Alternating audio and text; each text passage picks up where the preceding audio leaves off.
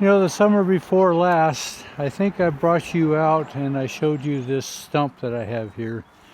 This was a huge willow tree that we had taken down. Across the base here, it is close to 9 feet across. Each trunk is about 4.5 feet in diameter. I had it taken down and cut into anywhere from 10 to 20 foot lengths. And I've stored it for a while. And I have been spraying this, and you can see I'm continuing to do that to try to kill it back. I think maybe I might have it this time. The other side of the stump is dead. These I think I have as well. But my project before this winter for wood at the house is to take these huge logs and split them for firewood. So this is the lot where I stored these big old monsters. And over the past month and a half, I've been chewing on it. And you can see by this pile, I've got it all split down to where it's usable. I do have this little utility trailer that I use really quite a bit. It's 8 feet long by maybe 6. And I fill it up to about so tall, and then I drag it up closer to the house and use that for my firewood supply. But it gets snowed on, rained on, and I'm always plowing through the snow to find my wood. And I want to do something different. Now I do have a woodshed constructed, and it is just out of parts and pieces and scraps, but it is not mobile. I had some old hog panels when we were still raising hogs, and I fashioned those into the walls so it can breathe. The wood can dry out if it's not quite dry when I split it up. The biggest thing is just keep the rain and the snow off of it. Well, I'd like to do something similar for this other pile that I have, but I want to make it portable. So I've got some materials, and that's what I want to do today. What I would like to do is build a portable building that is 6 feet wide, 8 feet long. It doesn't have to be real long. And I have some new hog panels here. They're 16 feet long. I can cut those in half and make my two 8-foot sides. They're just shy of 3 foot in height. I've got some CDX that I'm going to put on the floor, and I can oil it, paint it, whatever I need to do. And I've got some treated 4x4s, and I'm just going to make this thing portable where I can bring it down here, load it up, and then with my skid steer or whatever I have to have, I'll just push it up around to where it's more accessible. And I think I have enough of a space here that I can build it here relatively close and then load it and then move it. The weather is in a bit of a state of turmoil. We had a ½ inch of rain last night, and it opens up when we get some sunshine, and the next 15-20 minutes it'll rain. So it's kind of spitting right now, but I think we can still get this built.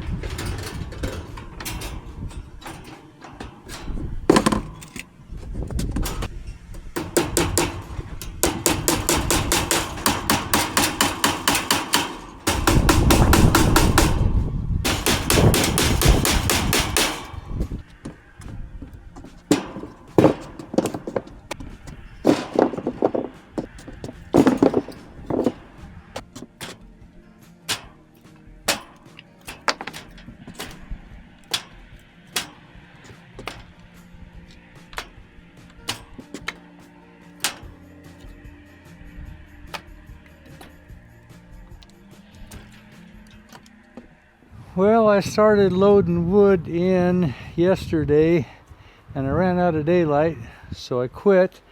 And I didn't fill it all the way up because I was kind of somewhat concerned that I might overload it and I might have trouble pushing it with the Bobcat.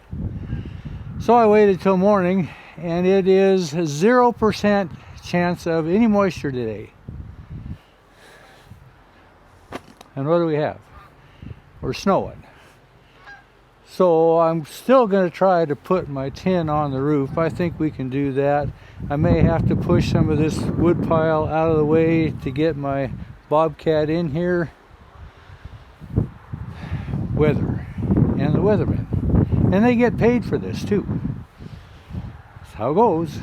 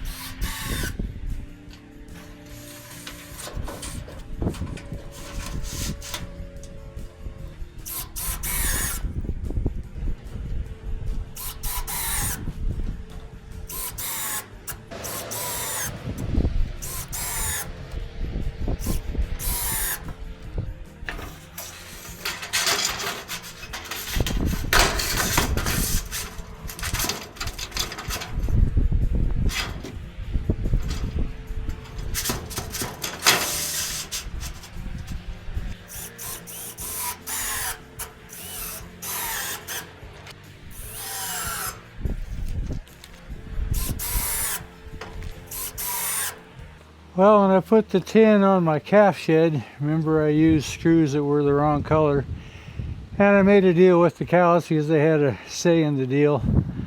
This tin is just from my leftover pieces from previous projects, so it's different colors. The wood doesn't get a say in this deal, it gets what it is. It's just the way it is.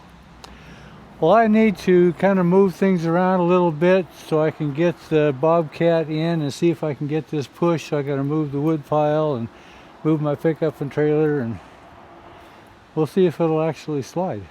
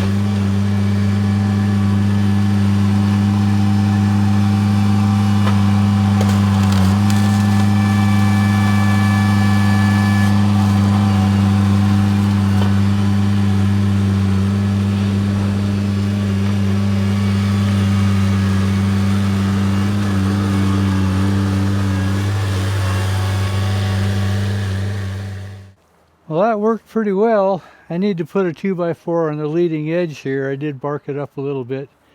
The back end worked good because I had that bottom plate of the back wall. So that one I pushed well against it.